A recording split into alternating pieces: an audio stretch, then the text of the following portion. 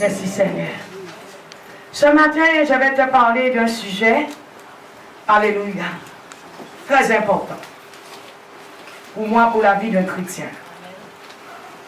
Et ce sujet, c'est demande à Dieu. Est-ce que nous, chrétiens, nous demandons correctement à Dieu?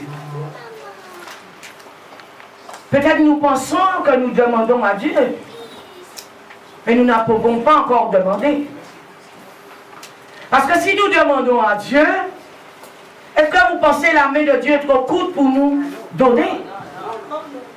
Et pourquoi il n'y a pas de résultat des fois dans certaines prières? Alléluia. C'est que nous demandons mal. Est-ce que vous pensez qu'un père, si son enfant lui demande quelque chose et il aime son enfant, il ne va pas donner à cet enfant? Il va donner. Parce qu'il aime son enfant. Mais si l'enfant vient avec un cœur qui n'est pas correct, ou bien peut-être avec des pensées de ruse, ou le père pense que l'enfant demande mal, pensez-vous que le père va donner? Non. Moi je dis c'est pareil avec Dieu. Des fois nous demandons à Dieu des choses, mais pour notre propre chair. Pour que nous puissions nous satisfaire, nous. Est-ce que vous pensez que Dieu va répondre? Mais si nous demandons à Dieu, et à travers cette requête, cette demande, le but final, c'est de donner gloire à Dieu avec cela, Dieu va nous répondre. Dieu sait très bien quand les gens demandent des choses, ces gens-là demandent ces choses pour leur vente, ou pour qu'on puisse les voir, ou pour qu'ils puissent paraître, ou pour qu'ils fassent des choses avec, mais toutes ces choses ne sont pas pour Dieu. Dieu dans son amour, je dis qu'il est miséricordieux. Il peut répondre à certaines personnes sur certains points. Mais est-ce que c'était vraiment ce que Dieu voulait te donner? Peut-être Dieu avait un plan de te donner beaucoup plus. Mais dans sa miséricorde, des fois, quand nous avons tellement prié, Dieu nous donne, je dirais, un petit vent. Mais ce que Dieu avait en projet pour nous reste en stand-by. Je dis que c'est dommage. Parce que nous, les enfants de Dieu, nous chrétiens, notre Père, c'est Jésus-Christ. Notre Père, c'est Dieu. Des fois, nous demandons, mais nous avons demandé à d'autres personnes entre-temps. Nous avons demandé à une religion. Nous avons demandé à une idole. Et nous demandons en même temps à Dieu. Cela ne plaît pas à Dieu.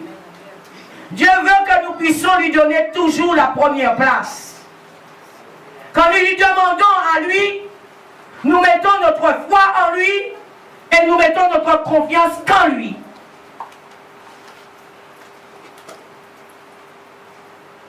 Cela, si le chrétien n'a pas compris, il ne peut pas avoir de résultat. Il y a une soeur qui m'a appelé ce matin pour un témoignage aujourd'hui.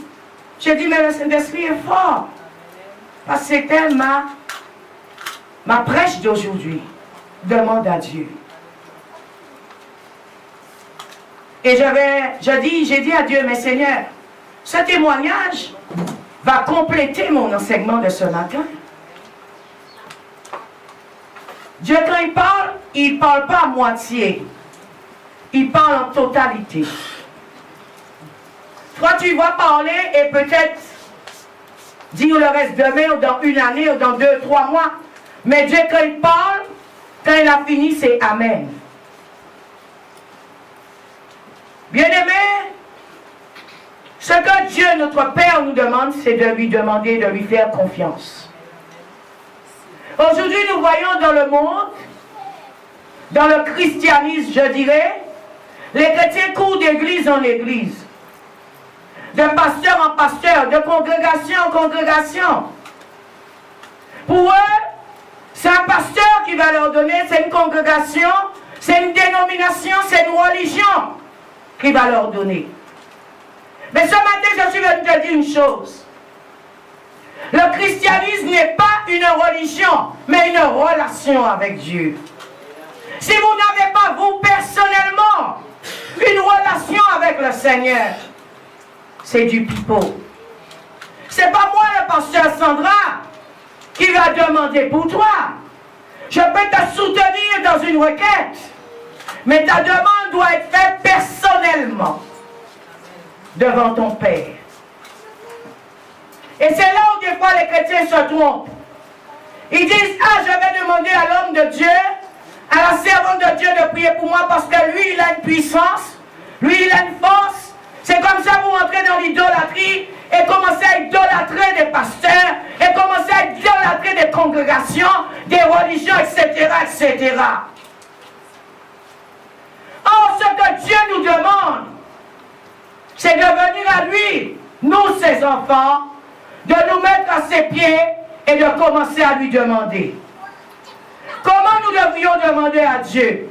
Quand nous prions, nous demandons. Aujourd'hui, les chrétiens ne veulent pas prier. Le pasteur va prier pour moi. L'équipe d'intercession va prier pour moi.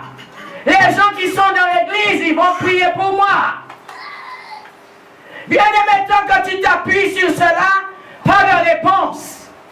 Aujourd'hui, il y a 20 ans, 15 ans, 30 ans, les gens sont dans les églises, mais pas d'évolution, pas de réponse. Parce que ces gens-là demandent mal. Bien aimé, tu ne veux pas passer du temps dans la prière. Tu ne veux pas demander à Dieu. Tu ne veux pas supplier Dieu. Tu ne veux pas chercher la face de Dieu. C'est moi qui vais le faire pour toi. C'est trop facile. Et quand les gens n'ont pas de résultat, nous les voyons courir d'église en église. Ils iront dans toutes les églises du monde entier. Ils n'auront pas de réponse. Je te dis la vérité. Parce qu'ils n'ont pas encore demandé. Alléluia. Pour excuse. Ces gens vous disent, voilà, c'est l'église qui n'a pas d'amour. C'est l'église qu'on n'aime pas. On m'a blessé dans une église pour pouvoir s'échapper et aller ailleurs parce qu'on leur a dit, alléluia, il y a un homme de Dieu là-bas, il y a une servante de Dieu là-bas qui a l'onction. Alléluia, c'est comme ça, vous courez derrière les prophètes, vous courez derrière les pasteurs, vous courez derrière des dénominations, et en courant dans tous ces endroits, avez-vous une réponse? Si vous allez quelque part où on prêche Jésus, si vous regardez la personne qui prêche Christ, c'est fini. Allez dans ces lieux pour rencontrer le Christ. Allez dans ces lieux pour avoir une rencontre personnelle avec le Seigneur. Allez dans ces lieux pour entendre ce que Dieu a à vous dire. Allez dans ces lieux pour recevoir de lui. Il y a des gens qui vous ont imposé les mains. Est-ce que les choses ont bougé? Bien-aimés, laissez-moi vous dire une chose. Ils peuvent vous transmettre l'Esprit Saint. Mais la demande, c'est toi-même qui vas la faire. Ce n'est pas un pasteur qui écrit à Dieu pour toi. C'est toi-même qui dois écrire, poster ta lettre et l'envoyer au ciel. Si tu n'as pas de courrier, si tu n'as pas de requête, si tu n'as pas de demande, alléluia, pas de réponse. Bien-aimés, nous venons un jour, 2 jours à l'église et nous pensons nous avons demandé. Bien-aimés, des fois Dieu attend que tu le supplies. C'est ce qu'on appelle la prière de supplication. Dieu attend que tu l'adores. C'est ce qu'on appelle la prière d'adoration. Dieu attend que tu puisses lui demander dans ton cœur. C'est ce qu'on appelle la prière de méditation. Dieu attend que tu le cherches. Vous-même qui avez des pères sur la terre, si vous ne voyez pas votre père, vous l'aimez, vous allez chercher où il est pour savoir qu'est-ce qui se passe. Dieu attend, chrétien de toi, que tu puisses l'aimer. Et c'est ce qu'aujourd'hui les chrétiens ne veulent pas faire. Ils ont pris l'église, ils ont pris Dieu comme si c'était un distributeur.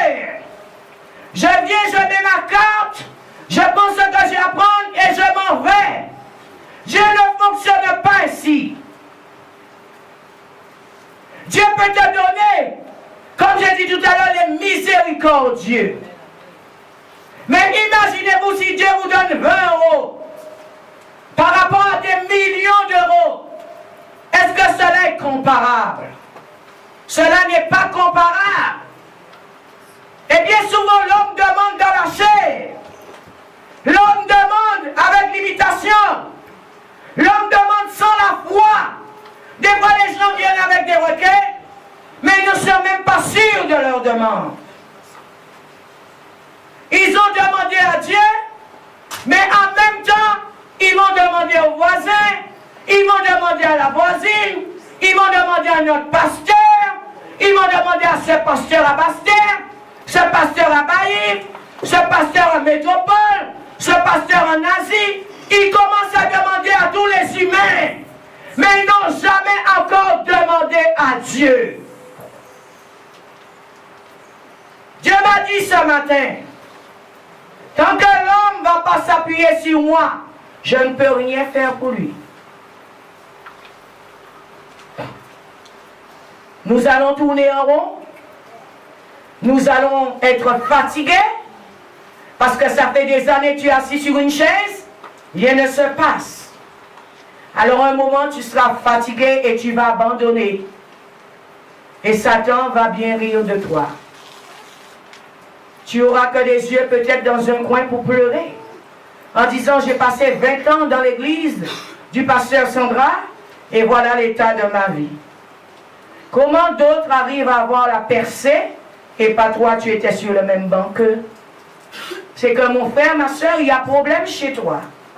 C'est pas le pasteur, c'est pas le frère, c'est pas la soeur, c'est pas une dénomination. Le problème vient de toi-même. As-tu demandé à Dieu? Nos demandes doivent être faites déjà correctement. Nos demandes doivent être faites déjà avec crainte. Nos demandes doivent être faites avec humiliation. Nos demandes doivent être faites avec amour. Nos demandes doivent être faites avec supplication. Nos demandes doivent être faites avec un cœur sincère. Comment nous demandons à Dieu? Est-ce que quand tu vas obtenir cela, ce n'est pas pour quitter l'église? Est-ce que quand tu vas obtenir cela, ce n'est pas pour être arrogant?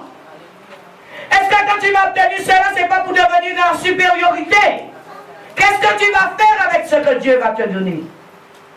Des fois aussi, nous voyons que Dieu tarde à répondre à certaines personnes. Parce que Dieu sait que tu n'es pas prêt, tu n'es pas prête pour la réponse.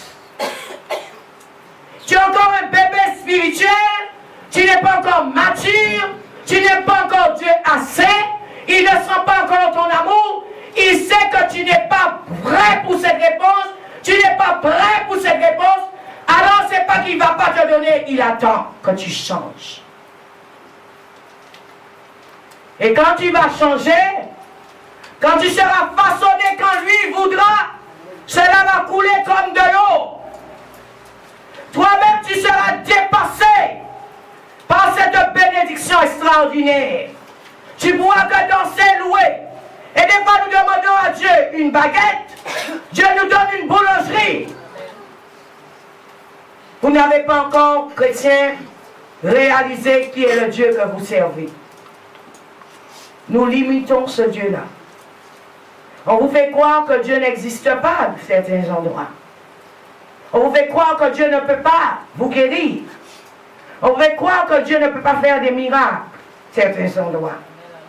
On vous fait croire que Dieu ne peut pas faire, je dirais, des choses extraordinaires dans votre vie. Parce qu'on vous dit ces choses sont finies. Moi, j'ai déjà expérimenté Dieu. C'est maintenant que Dieu travaille. Là où l'homme pense que Dieu a fini, c'est quand Dieu lui commence. Bien-aimé, il n'y a rien que Dieu ne peut pas te donner. Parce que tu es son enfant. Et déjà, premièrement, pour moi, tu dois te considérer comme un enfant de Dieu. Si tu ne te vois pas comme un enfant de Dieu, tu ne crois pas que tu es un enfant de Dieu, tu ne sais pas que tu es un enfant de Dieu, Dieu ne peut pas être ton Père. Nous allons ouvrir nos Bibles dans le livre de 2 Rois. Les gens courent dans tous les sens en se disant, ah oui, une église va faire pour moi, un pasteur va faire pour moi, il a l'onction, il a le feu, mais toi, est-ce que tu as demandé? Les gens aujourd'hui ne veulent pas prier. Je répète, prier, c'est demander. Les gens aujourd'hui ne veulent pas ouvrir leur bouche et demander à Dieu. Les gens aujourd'hui ne veulent pas crier à l'Éternel. Parce que si je crie, les gens vont me voir. Si je parle de Jésus-Christ, les gens vont me voir. Qu'en dira-t-on? Si j'évangélise dehors, qu'est-ce que les gens vont penser? Tu commences à te dire, si tu évangélises, les gens vont dire, tu évangélises pour le pasteur Sandra. Je ne suis pas Dieu. Si tu évangélises, c'est pour Jésus. Et c'est pour toi-même. Mais ce n'est pas pour moi ni pour mon église. Tu pourras te tenir devant Dieu et dire à Dieu, souviens-toi, j'ai évangélisé pour toi. Qu'est-ce que tu fais pour moi aujourd'hui? Des fois, nous n'avons pas de support pour emmener devant Dieu. Bien-aimé, y a-t-il un robinet qui a de l'huile? Si vous n'avez pas de vase, comment pourriez-vous prendre l'huile qui coule? Il faut déjà emmener ton vase. Et quand tu vas emmener ton vase, le Seigneur va remplir ce vase d'huile. Quand tu vas dire à Dieu, donne-moi de l'huile, Dieu va te dire, mais qu'as-tu? Qu'as-tu pour mettre l'huile? Alléluia. Tu vas lui dire, j'ai un vase. Et tu vas voir quand il va remplir le vase. Toi, en partant après, tu vas remplir d'autres vases. Vous ne voulez pas donner à Dieu votre corps en sacrifice. Vous ne voulez pas donner à Dieu votre vie. Vous ne voulez pas donner à Dieu votre temps. Vous ne voulez pas donner à Dieu votre amour. Vous ne voulez pas donner à Dieu votre cœur. Vous pensez si vous le faites, c'est pour moi. C'est pour le frère, c'est pour la sœur. Tu te trompes, tu n'as pas encore expérimenté Dieu. Si tu le fais, c'est pour toi-même. Alléluia. 2 Rois 4. On va lire le verset 1. Une femme parmi celles des fils des prophètes cria vers Élisée en disant, ton serviteur, mon mari, est mort. Et tu sais que ton serviteur craignait Dieu. Là, nous voyons un mot. Cet homme craignait Dieu. Aujourd'hui, les chrétiens n'ont pas la crainte de Dieu. Mais ils veulent ce que Dieu a. Aujourd'hui, les gens ne respectent pas Dieu. Mais ils veulent ce que Dieu a. Soyez irrespectueux envers votre Père terrestre. Et vous allez voir quand vous allez venir lui demander, est-ce qu'il va vous donner ce que vous voulez? Il va dire, oui, tu es mon enfant. Peut-être il va te faire poireauter pour l'avoir. Peut-être il va te faire traîner pour l'avoir. Mais parce que tu es son enfant, il va te donner. Mais combien de temps tu vas attendre? Or, c'est quelque chose qu'il aurait pu te donner tout de suite. Des fois, nous traînons dans des situations parce que notre cœur n'est pas à Dieu.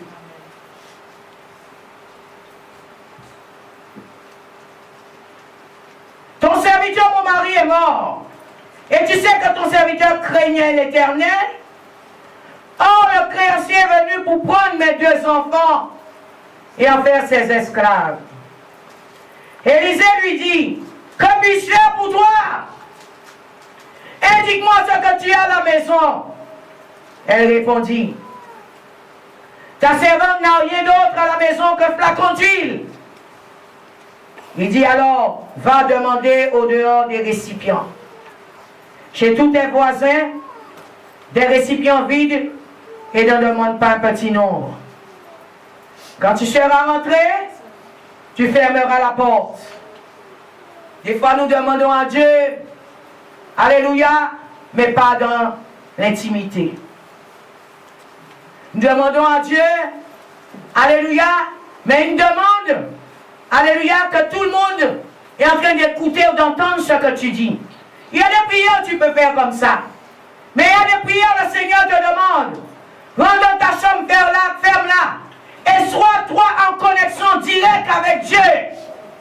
Vous venez ici le dimanche ou les autres jours de la semaine.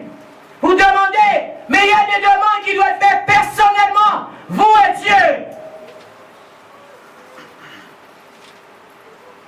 Verset 4.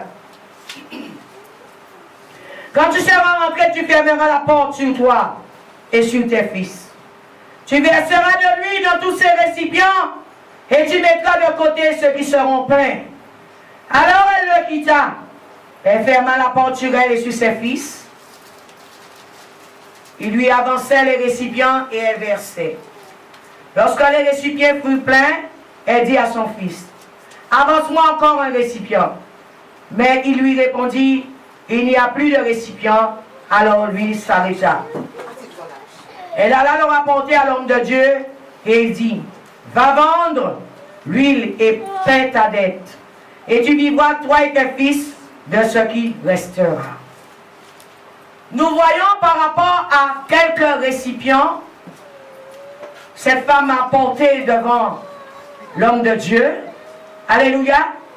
L'homme de Dieu qui était rempli de l'Esprit Saint, Dieu l'a utilisé afin qu'il y ait un miracle.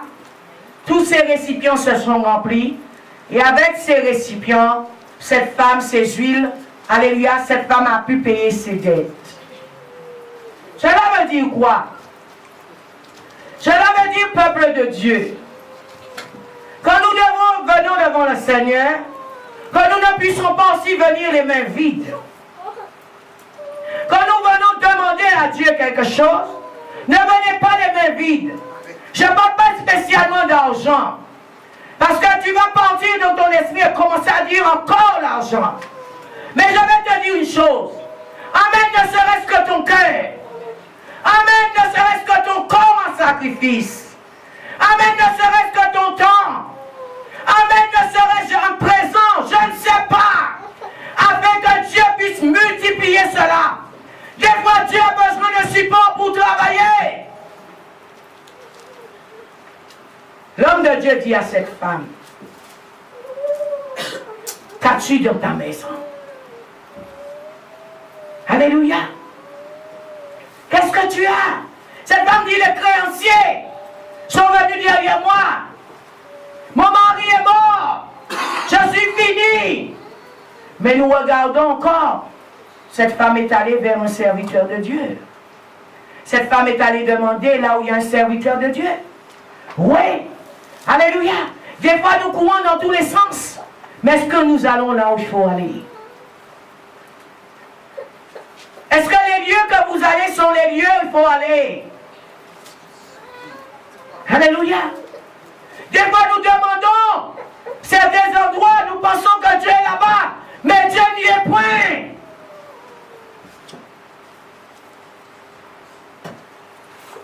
Alléluia. Parce que Dieu va révéler à sa servante ou à son serviteur par son esprit en lui. Qu'est-ce qu'il faut faire pour toi? Là nous voyons des vases. Mais si elle n'avait rien, et si elle ne croyait pas, elle disait, je peux faire de moi-même. Aujourd'hui, quand les gens ont des situations, des problèmes, je n'ai pas demandé à Dieu. Je n'ai pas allé là-bas. Alléluia. Je n'ai pas fait comme ça. Je n'ai pas mis mes genoux par terre. C'est pas de temps. Bien-aimé, laisse-moi te dire une chose. Tu es en train de gagner du temps. Parce que tu vas peut-être monter, descendre, tu seras fatigué. Et au bout, il y aura zéro. Cette femme est allée là où il y avait Dieu. Elle a crié. Alléluia. L'homme de Dieu lui dit, va demander au dehors des récipients, chez tous tes voisins. Des récipients vides. Et ne demande pas un petit nombre. Vous venez demander à Dieu, mais des petites choses. Testez Dieu. Demandez à Dieu des choses que vous n'avez jamais eues. Pour voir comment Dieu fait. Vous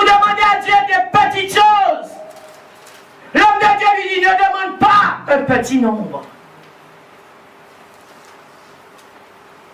Mais cette femme, elle a crié, elle a demandé secours. C'est ce qu'aujourd'hui, il ne faut pas que les gens voient que je crie dans une église. Il ne faut pas que les gens voient que je suis à genoux. Il ne faut pas que les gens voient que je suis en prière. Mon frère, ma soeur, c'est moi qui vais prier pour toi. C'est quelqu'un qui va prier à ta place. C'est toi-même qui dois prier pour toi. Et c'est là, des fois, vous déchargez sur une église. Vous déchargez sur un pasteur. Et quand il n'y a pas de résultat, vous sentez vous trancher la gorge de ce pasteur. Mais vous n'avez rien encore fait. Qu'est-ce que toi, tu as comme support pour qu'on travaille pour toi? As-tu déjà ouvert la bouche et parlé? Quand même la prière des fois est lancée, l'homme de Dieu, la servante de Dieu te dit, ouvre la bouche, demande. À peine tu veux ouvrir tes lèvres. À peine. Tu dis non, je n'ai pas à faire cela. Dans les églises religieuses, on t'a appris à t'asseoir, écouter un sermon, et après tu rentres chez toi. Mais toi-même, tu n'as jamais encore demandé, tu n'as jamais encore parlé à Dieu. Si déjà chez toi, tu ne parles pas avec Dieu, tu arrives dans un lieu de prière, tu ne parles pas encore avec Dieu. Que voulez-vous que Dieu fasse? Dieu dit, ok, je veux bénir cette soeur, je vais bénir ce frère, mais il ne me demande pas.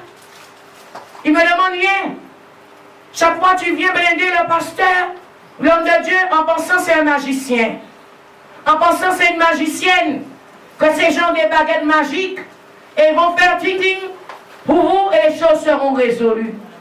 Bien-aimé, l'homme de Dieu, la servante de Dieu, si lui il a ce qu'il a aujourd'hui, c'est parce qu'il a demandé. C'est pas que pour l'homme de Dieu, c'est aussi pour toi. Ce que Dieu a au ciel. Mais Dieu te demande de demander. Dieu dit dans sa parole, j'ai des trésors pour mes enfants. J'ai de l'or pour mes enfants.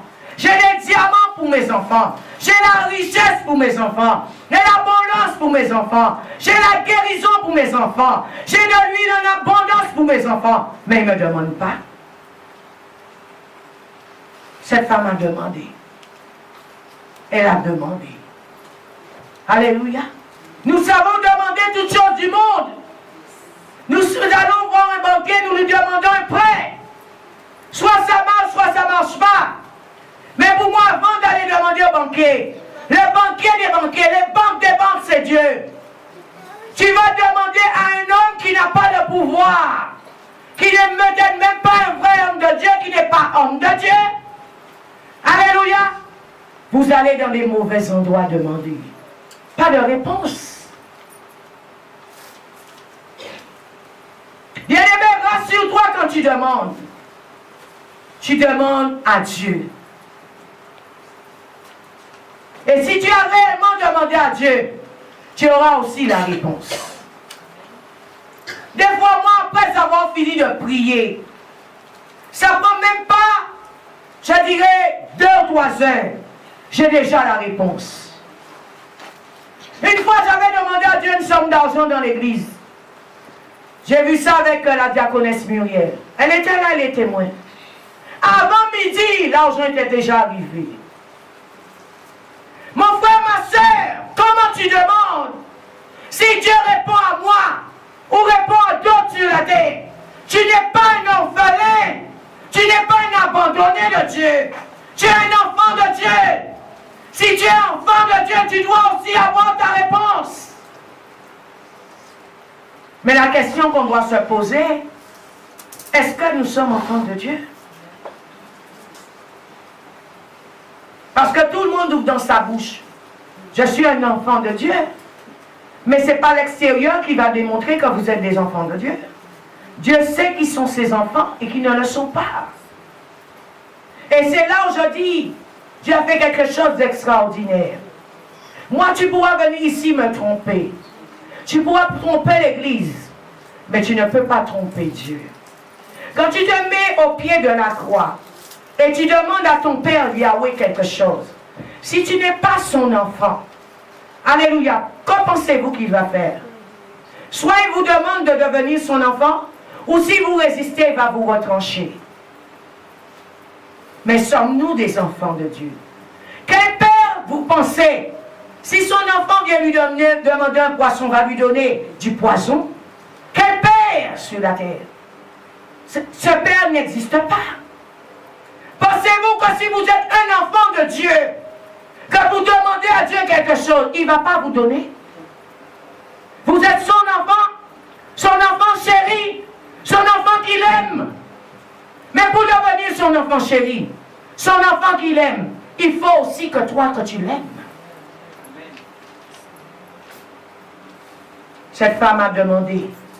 Elle était prise par les créanciers. Elle était prise par ceux qui étaient en train de la poursuivre parce qu'elle avait des dettes. Elle a demandé, on lui a donné. On lui a donné. Alléluia. As-tu demandé à Dieu? Demande à Dieu. Tu demandes à tout le monde. Quand tu n'as pas des fois, quand les hommes sont routes sans issue, quand ils n'ont pas trouvé de satisfaction, là, à ce moment-là, ils viennent au pied de la croix. C'est bien. Il n'est jamais trop tard. Mais tu as perdu du temps. Tu as perdu beaucoup d'années. Beaucoup ont quitté cette église en pensant que ce n'est pas une église de Dieu. Mais laissez-moi vous dire une chose. Le pasteur les attend. Tu sais pourquoi je les attends? Parce que pour moi, ils sont en train de perdre du temps. Or, ils pouvaient gagner du temps. Parce que tout était déjà là. Simplement, il fallait avoir les yeux pour voir que la table est dressée, assieds-toi et mange. Si tu n'avais pas les yeux spirituels, tu ne peux pas voir que la table est dressée. Alléluia. Seuls ceux et celles qui ont vu que la table est dressée, qui se sont assis et ils mangent. Et ils mangeront les meilleurs fruits du jardin de Dieu. Alléluia. L'homme à la vue ne comprend pas les choses de Dieu. Parce qu'il marche à la vue. Mais l'homme est spirituel. Il n'a pas besoin ni de voir. Il n'a pas besoin d'entendre. Il le sent. Il le sait. Il n'a même pas besoin d'entendre. Aujourd'hui, il y a des gens qui sont sourds. Il y a des gens qui sont aveugles. Il y a des gens, alléluia, qui n'ont pas, je dirais, tous les sens que vous avez. Mais ces gens-là, vous les mettez quelque part. Là où il y a Dieu, là où il n'y a pas Dieu. Demandez-leur, qu'est-ce qu'il y a là-bas et qu'est-ce qu'il n'y a pas là-bas. Et ils sauront quoi vous dire. Tu ne vois pas que Dieu est là. Mais ceux des fois qui n'ont pas tout leur sens, savent où il y a Dieu et là où il n'y a pas Dieu. Vous savez, il y a des gens, ils sont aveugles, mais au son de la voix d'une personne, ils savent si cette personne a une belle âme ou cette personne, son âme est déjà retranchée. Au son d'une voix, ils peuvent le savoir. C'est que toi, il y a quelque chose qu'on appelle l'esprit, tu n'as pas encore développé. Alors tu ne peux pas savoir là où te positionner pour demander à Dieu. C'est pourquoi nous voyons les gens tourner comme des tourbillons. Parce qu'ils ne savent pas se positionner. Matthieu 7, 7.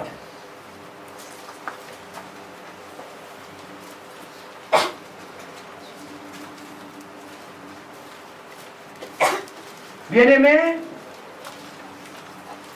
Dieu, notre Père, nous aime. Et dans son amour, il attend une seule chose, que nous puissions lui faire confiance. Et que nous ayons vraiment confiance en lui et en lui seul. Amen. Il dit, demandez et on vous donnera. Cherchez, vous trouverez. Frappez et on vous nous ouvrira. Avons-nous demandé? Jésus dit, demandez et l'on vous donnera. Cherchez, vous allez trouver. Frappez et on vous ouvrira. Pourquoi aujourd'hui il y a des gens qui frappent 20 ans, 30 ans et on n'ouvre pas la porte? Parce qu'on sait au son que tu frappes, c'est un mauvais son. On sait au son de ta voix que c'est peut-être de la fausseté. Alléluia. On sait que la clé que tu as pour ouvrir, ce n'est pas la bonne. On sait que tu es en train de chercher, mais pour te satisfaire toi. Aujourd'hui, il y a des femmes qui cherchent un mari. Il y a des hommes qui cherchent une femme. Mais est-ce que quand tu vas trouver, tu sauras reconnaître si c'est le bon ou c'est le pas bon? Parce que la force de chercher, n'importe quoi qui peut arriver devant toi, tu vas accepter. Hein? C'est ça qui arrive à beaucoup de personnes.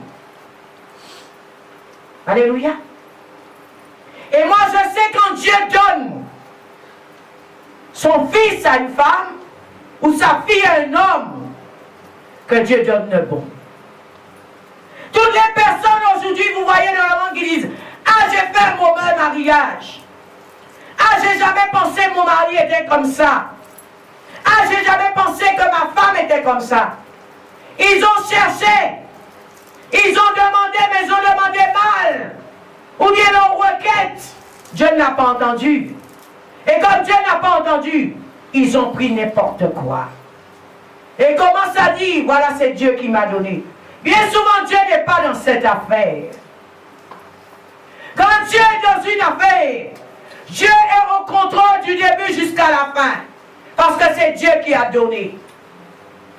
J'ai dit, pensez-vous qu'un père, si son fils lui demande un poisson, va lui donner du poison?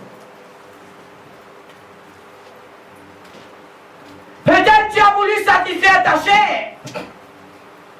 Tu as voulu montrer aux gens que tu t'es marié. Tu as voulu narguer, je dirais le mot, certaines personnes. Alors tu t'es marié rapide. Mais aujourd'hui, tu accuses Dieu. Dieu n'a jamais été dans cette affaire. Tu fais quoi quand tu avais demandé à Dieu? Non, tu as demandé une demande afin de satisfaire ta chair. Mais tu n'avais pas demandé à Dieu. Vous savez, il y a des gens aujourd'hui, ils se sont mariés pour entrer dans un ministère. Parce qu'ils ont entendu qu'il faut se marier pour entrer dans un ministère. Mais aujourd'hui, ils sont embarrassés. Bien-aimé, qui te dit que c'était ta femme ou c'était ton mari? Alléluia. Peut-être tu es en train de casser la tête du pasteur. Casser la tête des anciens. Casser la tête des évangélistes. Pour prier pour toi pour ce mariage. Tu vas te marier, mais tu n'as jamais demandé à Dieu. Et comme tu n'avais pas demandé à Dieu, tu n'étais pas passé par Dieu pour faire ce mariage, Dieu n'est pas dans cette affaire. Des fois, nous pensons notre temps, c'est le temps de Dieu. Et au premier venu, nous pensons que Dieu a répondu. Vous savez, au premier venu des gens dans l'église, quand j'ai commencé le ministère, je pensais que c'était le bon groupe. Mais le bon groupe n'est même pas encore là. Je te dis la vérité, son chemin. Parce que quand nous demandons à Dieu des choses, nous voulons que Dieu réponde comme nous voulons. Or, Dieu va répondre comme lui veut. Et des fois, c'est quand nous voyons que nous avons fait des erreurs. Mais je dis, l'erreur est là pour t'emmener à te corriger. Là où tu vois que tu as fait une erreur, tu avais demandé, tu as mal demandé, refais ta demande. Refais ta demande. Tu as épousé un homme ou une femme, c'est parce que Dieu avait vraiment pour toi. Descends sur tes genoux. Commence à demander pardon. Te repentir devant Dieu. Et quand Dieu verra ta repentance, Dieu ne va pas te dire de divorcer. Dieu va te dire maintenant, demande-moi. Demande-moi, moi, passe par moi. Et c'est moi qui vais changer cette personne. Alléluia. Des fois, nous faisons des demandes. Mais ces demandes, Dieu ne les a pas entendues. Et comme Dieu prend trop de temps, comme l'homme aime tout rapide, l'homme va faire de lui-même. Mais comme Dieu n'est pas dedans, alléluia, il n'y aura que des pleurs et des graissements dedans. Et après, tu vas commencer à accuser l'Église. Tu vas commencer à accuser les évangélistes. Tu vas commencer à accuser un pasteur. Tu vas commencer à dire qu'il n'y a pas de Saint-Esprit dans cette Église. Tu vas commencer à accuser les intercesseurs. Mais c'est toi qui n'avais pas demandé à Dieu. Tu as demandé à cette femme. Tu as demandé à cet homme de t'épouser. Mais tu n'as pas demandé à Dieu de te donner un mari. Tu n'as pas demandé à Dieu de te donner une femme. Tu lui as demandé à lui ou à elle. Mais tu n'as pas demandé à Dieu. Amen. Nous allons lire Marc 11, verset 24. Marc 11, 24. Vous demandez pour paraître. Vous demandez pour vivre une vie, mais une vie pour vous, et peut-être que votre famille. Mais vous ne demandez pas à Dieu d'avoir la vie pour faire l'œuvre de Dieu. Nous demandons mal. Marc 11, 24. Il nous dit, c'est pourquoi je vous dis, tout ce que vous demandez en priant, croyez que vous l'avez reçu, et cela vous sera accordé. Nous voyons, j'ai dit, demander c'est prier. Mais aujourd'hui, les gens ne veulent pas prier. Ils veulent simplement venir et mettre leurs mains, afin que Dieu dépose dans leurs mains. Mais personne ne veut prier. Or, prier, c'est demander. Plus vous allez passer du temps à prier, à parler avec Dieu, plus Dieu va vous donner. Aujourd'hui, très peu de personnes veulent prier.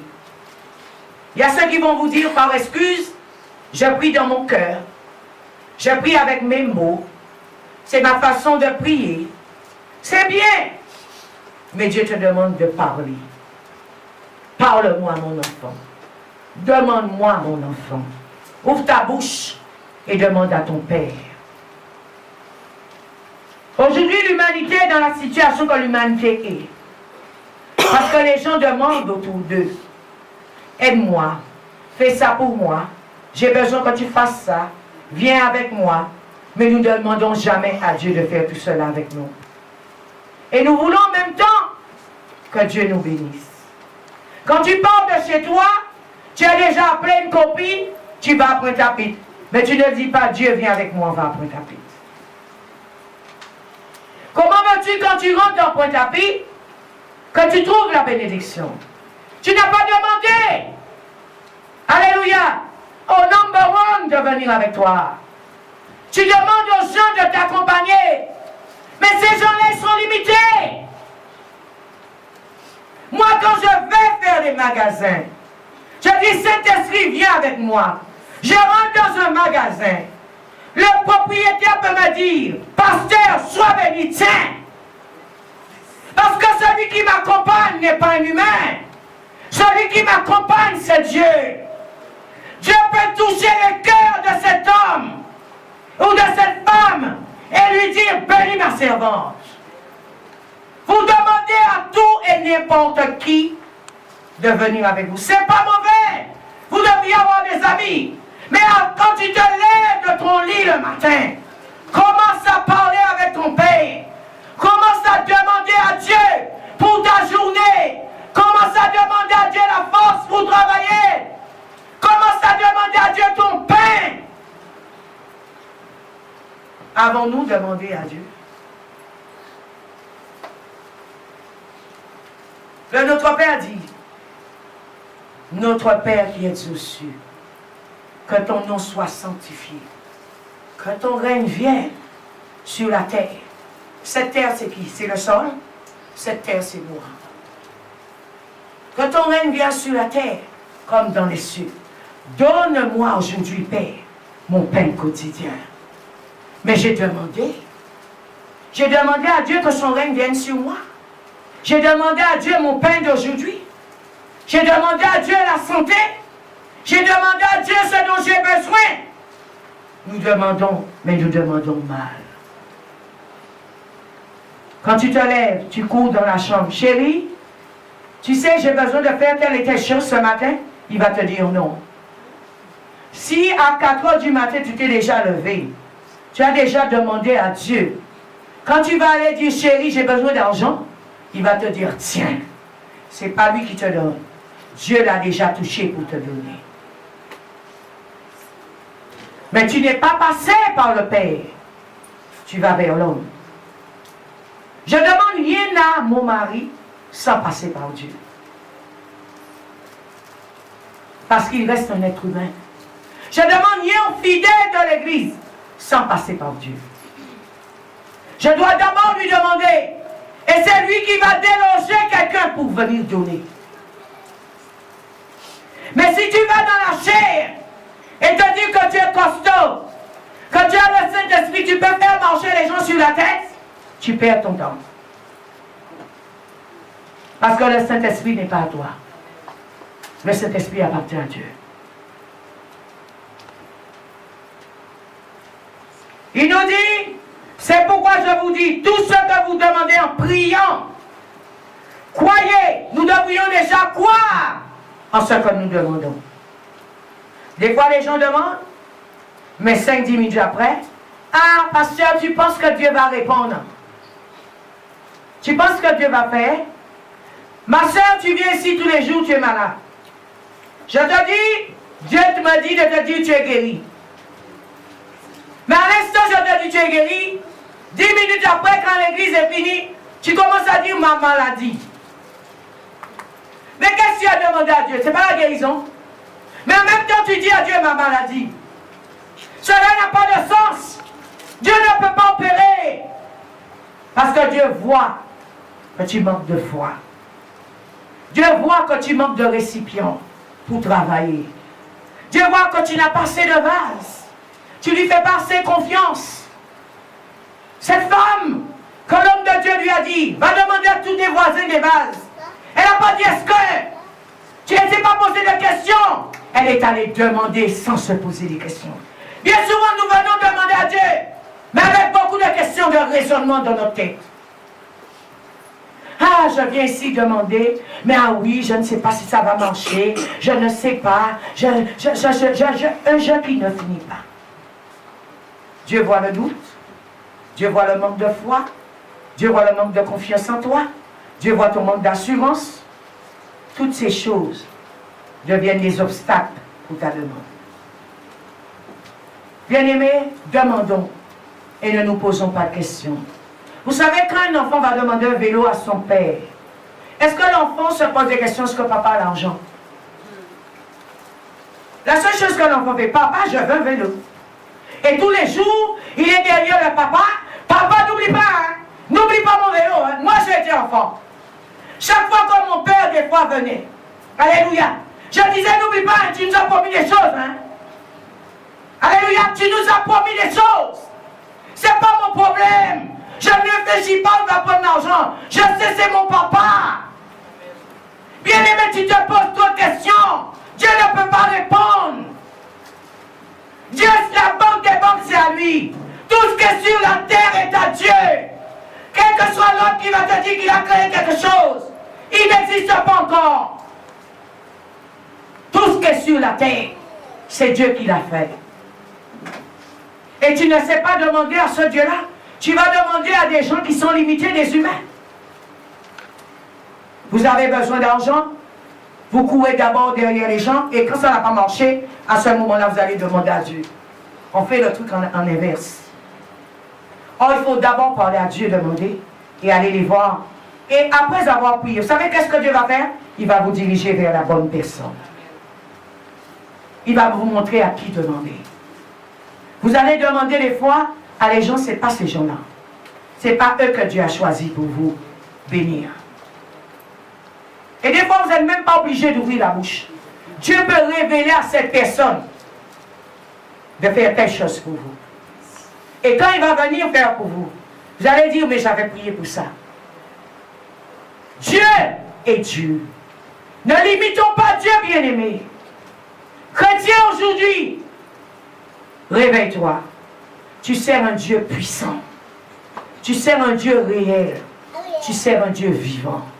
Tu ne sers pas une religion. Tu ne sers pas une dénomination.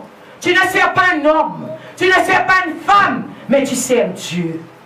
Tant que le chrétien n'a pas compris cela, vous allez courir comme vous courez là.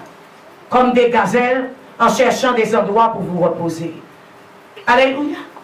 Bien-aimé, si tu connais qui est Dieu, tu n'as pas besoin de bouger. Tu attends que ton Père réponde. Parce que tu as demandé. Alléluia. Vous savez, des fois, les chrétiens font comme des gens qui ne sont pas sûrs de leur Père. Qui ne sont pas sûrs du Père qu'ils ont. Alors, ils vont demander à beaucoup de papas, beaucoup de papas, beaucoup de papas, beaucoup de papas. C'est comme un enfant, sa mère lui a montré différents hommes et elle lui dit, ou il lui dit que c'est ton père. Alors, c'est beaucoup de papas, beaucoup de papas, beaucoup de papas. Oh, tu es sûr de qui est ton père? Tu vas rester là et tu attends. Jusqu'à ce qu'il te donne. Alléluia. 2 Rois 2.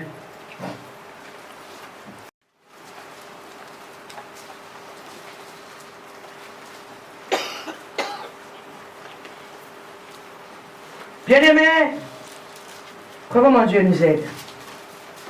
Nous avons un Père qui nous aide. Et quand nous allons comprendre, alléluia, ce Père, tu vas rester gentil et attendre.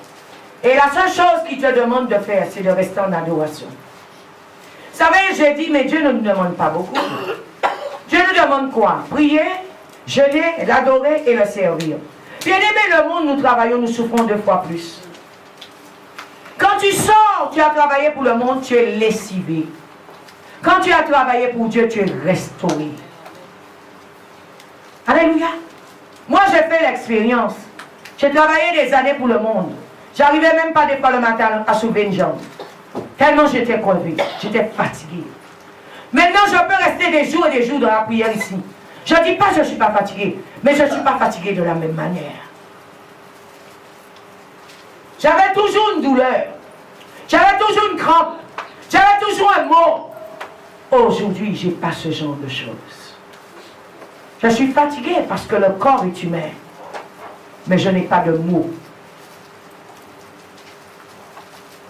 2 Rois 2 à partir du verset 1er. Lorsque l'Éternel fit monter Élie au ciel dans un tourbillon, Élie partait de Gilgal avec Élisée. Élie dit à Élisée, tu vas rester ici quand l'Éternel m'envoie jusqu'à Bethel. Élisée répondit, l'Éternel est vivant et ton âme est vivante. Je ne t'abandonnerai pas. Nous voyons le mot, je ne t'abandonnerai pas. Vous abandonnez Dieu. Vous venez un jour à l'église, un jour vous ne venez pas. Un jour vous priez, un jour vous ne priez pas. C'est selon les états d'humeur, selon ce qu'on sent, selon la façon qu'on est, selon notre caractère, selon notre pensée. Et vous demandez, mais Dieu voit que tu n'es pas fidèle. Sois un enfant fidèle. Amen. Je ne t'abandonnerai pas. Il descendit à Bethel. Les fils des prophètes étaient à Bethel, sortirent vers Élisée et lui dirent, sais-tu que l'Éternel enlève aujourd'hui ton serviteur au-dessus de ta tête? Il répondit, je le sais aussi, taisez-vous. Et il lui dit, Élisée, tu vas rester ici car l'Éternel m'envoie à Jéricho. Partout où Élie allait, Élisée était derrière lui. Partout où Élie allait. Et tu vas dire que tu es toutou du pasteur, tu es toutou de l'église Mon Rédempteur vie. Tu sais les gens dehors là, quand ils voient que tu vas avoir la bénédiction, commence à te dire, mais tu es le toutou là de l'église. Tu es la servante là de l'église. C'est au cas de servir pasteur là, avant pasteur. Bien aimé, hey, écoute bien ce que je vais te dire. Élisée était derrière Élie comme une sangsue. Tout le monde lui disait, tu sais qu'on va envoyer ton maître par là? Tu sais qu'on va l'envoyer par là? Tu sais qu'on va l'envoyer par là? Il dit, je le sais. Lisons l'histoire. Verset 4. Et lui dit, Élisée, tu vas rester ici, car l'Éternel m'envoie à Jéricho. Il répondit, l'Éternel est vivant. Et ton âme est vivante. Je ne t'abandonnerai pas. Ils arrivèrent à Jéricho. Le fils des prophètes qui était à Jéricho s'approchèrent d'Élisée et lui dit, sais-tu que l'Éternel enlève aujourd'hui ton serviteur au-dessus de ta tête? Il répondit, je le sais. Taisez-vous! Élie lui dit, tu vas rester ici, car l'Éternel m'envoie au Jourdain. Il répondit, l'Éternel est vivant et ton âme est vivante. Oh! La parole d'Élisée ne bouge pas! Ta parole bouge trop! Sois constant! Reste au pied de la croix! Tu bouges trop, tu es trop souvent en train de tanguer! C'est pourquoi Dieu ne peut pas répondre. Sois fixe sur ce que tu as demandé, et Dieu va répondre. Verset 6. Et lui dit, tu vas rester ici, car l'Éternel m'envoie au Jourdain. Il répondit, l'Éternel est vivant, et ton âme est vivante. Je ne t'abandonnerai pas. Ils poursuivirent tous deux leur chemin. 50 hommes d'entre les fils des prophètes arrivèrent et s'arrêtèrent vis-à-vis, à quelque distance, et eux deux s'arrêtèrent au bord du Jourdain. Alors Élie prit son manteau, le roula, et en frappant les eaux, qui se partagèrent çà et là, et ils passèrent tous deux à sec. Lorsqu'ils eurent passé, Élie dit à Élisée, demande ce que tu veux. Bien-aimé, pour que tu puisses aussi avoir une réponse, sois fidèle. Sois fidèle. Aujourd'hui, vous courez gauche et droite, comme des gazettes, comme des brebis là, je ne sais pas, des agneaux là, vous sautez de champ en champ. Tu vas te fatiguer. Tu perds du temps. Tu seras épuisé. Satan va t'épuiser comme ça. Tu entends cette doctrine là-bas, tu entends celle-là là-bas, tu entends ce pasteur là-bas, tu entends celui-ci là-bas. Tu vas rentrer dans la confusion. Tu ne sauras même pas où demander. Tu ne sauras même pas où te situer. Tu seras confus. Amen. Lorsqu'il lui passait, il dit à Élisée, demande ce que tu veux que je fasse pour toi, avant que je sois enlevé d'avec toi. Élisée répondit, qu'il y ait sur moi, je te prie, une doute part de ton esprit.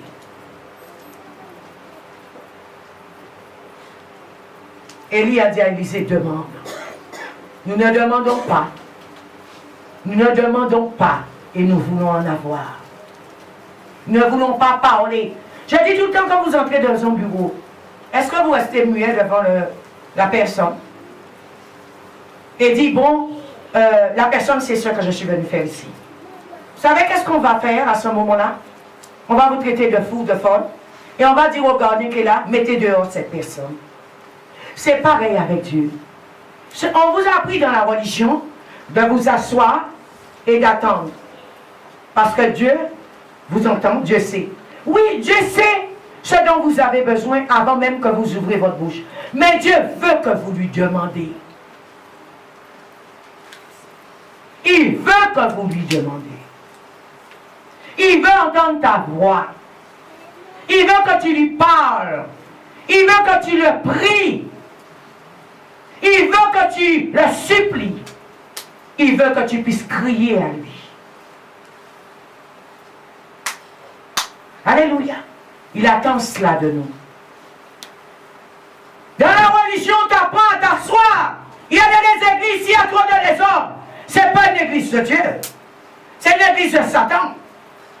Mais bien aimé, est-ce que toi, quand tu as dragué une femme, tu étais assis devant la femme et tu l'as regardée et c'était OK? Je suis sûr que tu es allé lui demander, tu t'appelles comment? Qu'est-ce que tu fais comme métier? Quel est ton âge? Tu es la fille de qui? Tu as voulu identifier cette personne. Dieu aussi veut t'identifier. Dieu veut savoir si tu es son enfant. Dieu veut te sonder. Dieu veut entendre ta voix. Aujourd'hui, tu parlais devant Dieu. Mais Dieu dit, mais qui c'est? Mais qui c'est là qui vient me voir? Tu dois lui dire, c'est Sandra. C'est ta servante. C'est Pierre. C'est ton serviteur. Mais voici papa devant toi. J'ai besoin de telles choses. Mais voici devant toi. Dieu va te dire, qu'as-tu fait pour moi? Qu'as-tu emmené? Tu vas dire à Dieu, j'ai les vases. Tu vas dire à Dieu, n'oublie pas, j'ai évangélisé pour toi. Tu vas dire à Dieu, n'oublie pas, j'ai prêché l'évangile pour toi. Tu vas dire à Dieu, n'oublie pas, j'ai prié pour les âmes. Oh Seigneur, j'ai besoin de faire telle chose. Peux-tu m'aider? Soit il va te dire attends. Et c'est ce que nous ne voulons pas faire, la patience, l'attente. Ou soit il va te dire tu n'es pas encore prêt. Ou bien soit il va te dire voici mon enfant. Il y a trois choses. L'attente. Alléluia. Tu n'es pas encore prêt. Alléluia. Ou tout de suite la bénédiction. Mais les deux premiers, nous n'en voulons pas. L'attente et la patience. Alléluia. Nous ne voulons pas des deux premiers. Nous ne sommes pas encore prêts. Ça, on n'en veut pas. La patience, on n'en veut pas. On veut tout de suite être béni. Es-tu prêt? Es-tu prête pour supporter cette bénédiction qui va venir? Nous avons vu cette femme. Elle est allée, alléluia, chercher des vases chez les voisins. Mais après, elle avait des vases et des vases et des vases et des vases d'huile. Alléluia. Quand elle a eu ces vases et ces vases d'huile, qu'est-ce qu'elle fait? Elle est allée les vendre et récupérer l'argent pour payer sa dette. Mais toi, quand tu auras les vases et les vases et les vases d'huile, tu vas faire quoi avec? Si tu n'as pas de projet, alléluia, si tu n'as pas quelque chose à faire avec, Dieu ne peut pas te donner. Quand tu vas voir le mari là dans l'église, c'est pas pour vous mettre à genoux à deux, hein, c'est pour quitter l'église. Alléluia. Quand le vase sera rempli, c'est pas pour l'église. Quand tu auras l'argent, c'est pas pour l'église. Quand tu auras la bénédiction, c'est pas pour l'église. J'ai dit Dieu est miséricordieux, il va vous bénir, mais c'est fini. Vous n'irez pas plus loin. C'est comme ça on trouve des chrétiens stagnés. Après, ils vont à gauche là, chez un pasteur. Dans 2 ans, 3 ans, vous saurez qu'ils sont ailleurs. Dans 5 ans, 10 ans, vous saurez qu'ils sont ailleurs. Que finalement, à la fin, vous allez voir, ils sont chez eux, ils ne vont plus nulle part. Laissez-moi vous dire, quand Dieu donne, c'est pour rendre gloire à Dieu avec ce qu'il vous a donné. Parce que la gloire est à Dieu. Quel homme sur la terre, quelle femme sur la terre qui a emmené quelque chose? Quand tu es venu sur la terre, tu avais de l'or dans tes mains. Tu avais les diamants dans tes mains. Tu avais quoi? Tu es venu les mains vides. Et c'est sur la terre. Tu t'amarres sur la terre, Dieu remplit. Alléluia. Dieu va te donner. Dieu te donne du travail, la santé, etc. De l'argent, je ne sais pas. Maison, voiture. Quelle personne qui est venue sur la terre avec une voiture dans son ventre? Quelle personne? Aujourd'hui, les gens ont des voitures. Ils ne célèbrent pas Dieu avec leur voiture. C'est pour montrer, pour filmer avec. Bien-aimé, tu vas vivre qu'avec celle-là jusqu'à la mort.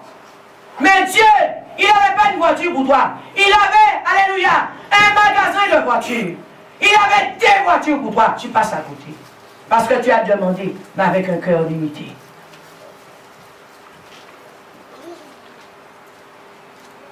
Nous allons, je vais noter ce que l'Esprit m'a donné.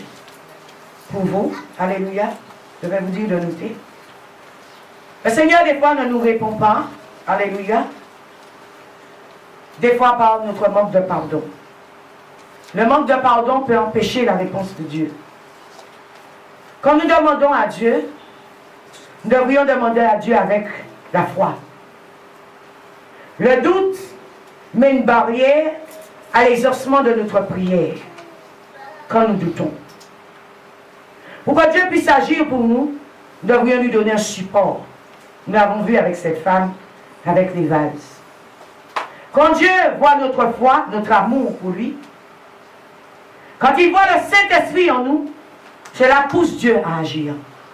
Des fois, nous ne sommes pas remplis d'Esprit Saint. Nous ne sommes pas nés de nouveau. Nous ne sommes pas des enfants de Dieu. Si tu n'es pas l'enfant d'un homme, il ne va pas te bénir. Il ne va rien te donner. Vous savez, peut-être parce qu'il t'aime bien, il va te donner quelque chose. Mais ce qu'il a de glorieux, ce sont pour ses vrais enfants. Alléluia. Dieu veut que nous puissions lui demander, et à lui seul. Que nous n'ayons pas d'autre Dieu dans notre cœur. Et que nous puissions crier à lui, mais dans une relation intime. Nous devrions faire attention, bien-aimés, à notre chair. Faites attention, chrétiens, à la chair. Nous voulons demander à Dieu, mais pour satisfaire notre chair. Des fois, c'est pour satisfaire, alléluia, notre propre désir. Nous demandons à Dieu. Mais si nous demandons avec notre cœur, Dieu nous répond. Alléluia. Le Seigneur dit dans sa parole, fais de l'Éternel tes délices et il te donnera ce que ton cœur désire. Aujourd'hui, nous ne voulons pas faire de Dieu notre délice, mais nous voulons que Dieu puisse nous répondre. Nous ne voulons pas donner à Dieu la première place, mais nous voulons que Dieu puisse nous répondre. Alléluia, qui est Dieu. Nous lui parlerons tous les jours. Ce n'est pas de parler à Dieu que le dimanche, que le mardi, que le mercredi. Tu vas parler à Dieu tous les jours. C'est là que le Seigneur dit, veillez et priez sans cesse. Cela veut dire que tu dois parler à Dieu constamment. 24 heures sur 24. Bien aimé, tu peux te coucher dans ton lit, tu demandes à Dieu. Tu peux être dans tes toilettes, tu demandes à Dieu. Tu peux être dans ta cuisine, tu demandes à Dieu. Tu peux être dans ta voiture, tu parles avec Dieu. Mais aujourd'hui, nous sommes devenus des chrétiens religieux. On demande à Dieu peut-être que le dimanche, ou bien peut-être qu'une fois par mois, ou bien peut-être tous les années, ou bien peut-être tous les 2 ans, nous sommes des chrétiens religieux. On t'a fait comprendre, c'est l'homme de Dieu, le prêtre, la servante de Dieu, qui a ce rôle à jouer pour toi. Mais il y a une chose, je dis, quand ces gens vous prêchent cela, pourquoi ils ne vous disent pas que quand ils vont mourir, ils vous emmènent avec eux? Que vous allez mourir en même temps qu'eux. C'est là où nous devrions comprendre le salut est personnel. Tu as un rôle à jouer, moi j'ai un rôle à jouer. Amen. Si nous comprenons qui est Dieu, nous lui parlerons tous les jours. Nous prierons sans cesse. Bien-aimé, il y a la vie dans la parole. Bien-aimé, la parole est puissante. Nous voyons depuis la création dans le livre de la Genèse, Dieu a parlé. Dans tout, Dieu nous montre qu'il faut parler. Si Dieu lui-même a parlé pour que les choses soient créées, comment toi tu ne peux pas parler pour que les choses viennent à la création? Comment toi tu es rentré dans un domaine, on te dit tu n'as pas besoin d'ouvrir la bouche. Oui, Dieu sait ce que tu as besoin, mais Dieu est le papa, il veut que tu lui parles en tant que père. Jacques 4, verset 2 à 3.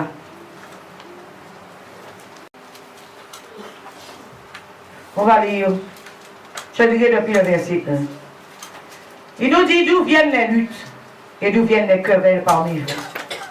Sinon de vos passions qui guerroient dans vos membres. Les luttes, les querelles, la jalousie, tout ça. Même si vous demandez, si vous avez ces choses en vous, Dieu ne va pas répondre. Nous demandons, mais nous demandons mal. Nous sommes dans les querelles, nous sommes dans la jalousie, nous sommes dans la méchanceté des fois, les uns vis-à-vis des autres. Et en même temps, nous descendons les genoux à terre et nous demandons à Dieu. Nous sommes des fois dans le non-pardon. Nous ne sommes pas repentis devant Dieu. Et nous descendons des genoux à terre et nous demandons à Dieu. Nous demandons mal. C'est pour ça qu'il n'y a pas de réponse. Alléluia. Vous convoitez et vous ne possédez pas. Nous sommes dans la convoitise. 0. Alléluia. Vous êtes meurtriers envieux sans rien pouvoir obtenir. Vous avez des querelles et des luttes et vous ne possédez pas parce que vous ne demandez pas. Vous demandez et vous ne recevez pas. Parce que vous demandez mal afin de nous dépenser pour vos passions. Nous demandons des choses, mais pour nous. Combien des fois qui se lèvent dans le monde entier pour demander des choses pour Dieu? C'est ce que Dieu attend de nous. Dieu a dit, celui qui va s'occuper de mes affaires, je vais m'occuper de ses affaires. Quand nous venons dans des lieux de prière, on vient demander pour satisfaire nos passions. Mais nous ne venons pas demander, oh Seigneur, que l'église puisse grandir. Oh Seigneur, que cette église soit bénie. Oh Seigneur, que cette église soit prospère. Parce que tu viens demander. Tu viens demander pour satisfaire tes passions. Le Seigneur dit, nous demandons, mais nous demandons mal. C'est pourquoi aujourd'hui les chrétiens, comme il n'y a pas de réponse là, ils courent à côté pour dire il aura une réponse. Ils courent par là, il aura une réponse. Ils courent par là, il aura une réponse. Tu vas toujours courir nos réponses.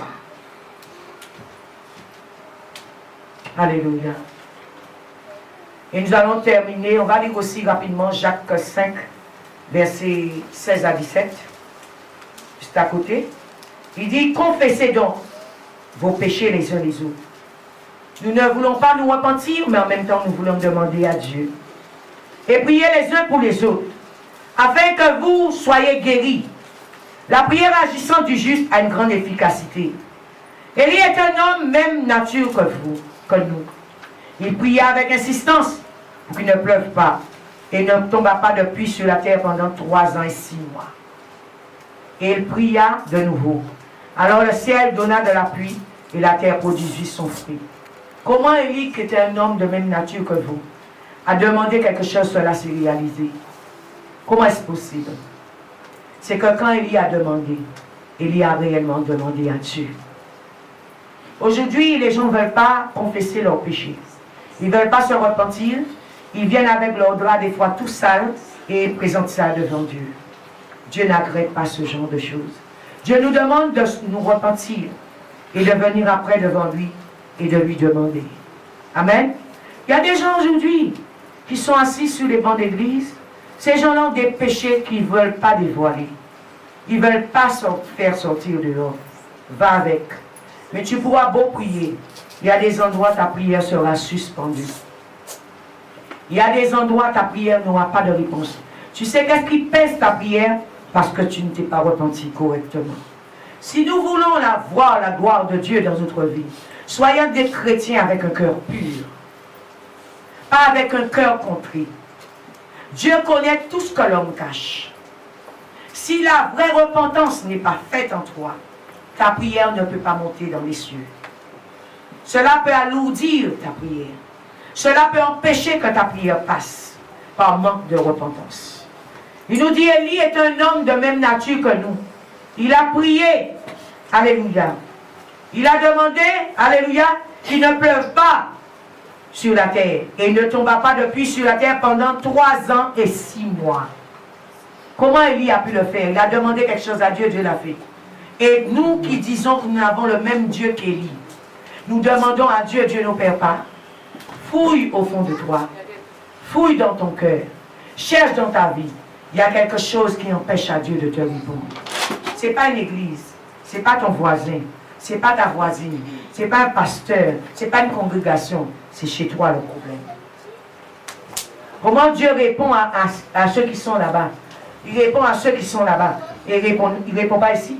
Comment Dieu répond en Afrique? Comment Dieu répond au Canada? Comment Dieu répond à Paris? Comment Dieu répond à Bastère? Un exemple. Il ne répond pas à ceux qui sont ici. Nous avons notre Bible que. Nous avons notre Bible que. Je pense que nous avons la même parole.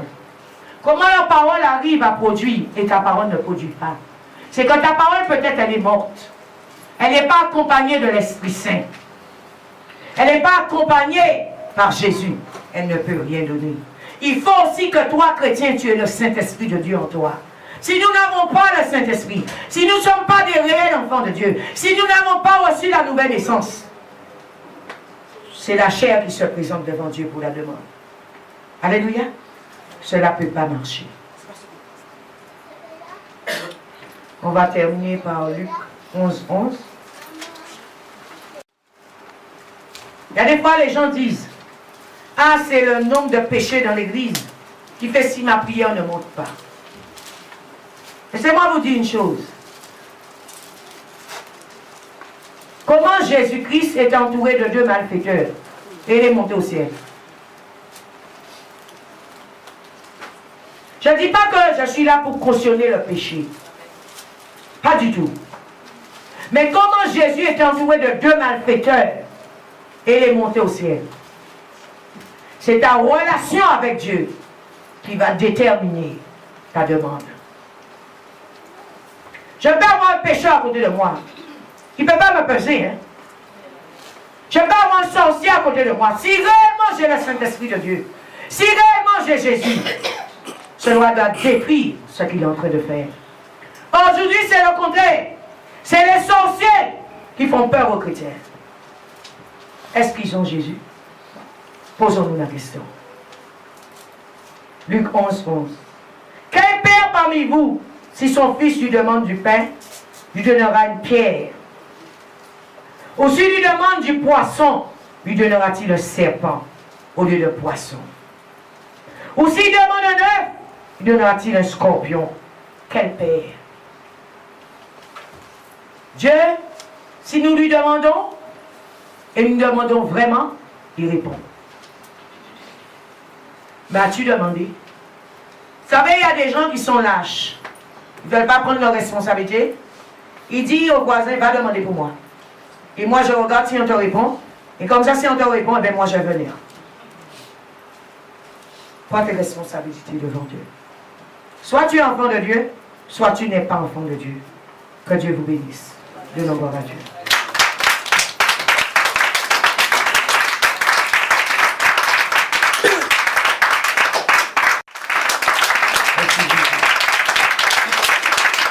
Amen. Bien-aimé, Dieu a tout mis là pour nous. Mais demandons. Ne faisons pas comme des personnes qui volent. Il y a ceux des fois, ils viennent dans les églises pour voler les bénédictions. Pour rapper. Voler les bénédictions des enfants de Dieu. Ce ne sont pas des enfants de Dieu, ces gens. Ils servent bien leur maître que Satan. Mais toi, si tu es un enfant de Dieu, tu es sûr de ton identité. Demande à ton Père, il te répondra. Quelle que soit la manière que tu vas demander, si ta demande est sincère et réelle, Dieu va répondre. Avons-nous déjà demandé? Est-ce que notre demande est vraie? Est-ce que nos requêtes sont réelles? Dieu sait s'il répond, tu ne vas pas rester dans cette église. Dieu ne peut pas te répondre. Parce que Dieu connaît nos pensées. Vous le savez. Dieu sait tout ce que nous faisons. Parce que c'est lui qui nous a créés. Dieu connaît tout ce que tu peux imaginer. Les 10 minutes que tu es là, ou bien les 2 heures, 3 heures, Dieu sait qu'est-ce que tu penses. Et Dieu sait s'il te donne. Tu ne vas rien faire de bon avec. Il dit Dieu, si je lui donne, je donne à elle ou à lui, je sais déjà ce qu'il va faire. J'attends encore. Il va te donner, hein, mais il attend. Parce qu'il veut que tu changes. Pour que quand il va te donner, que tu puisses faire ce qui est bien avec, pas ce qui est mal. C'est ce que Dieu attend de nous chrétiens. Amen. Que Dieu vous bénisse. Amen. Amen.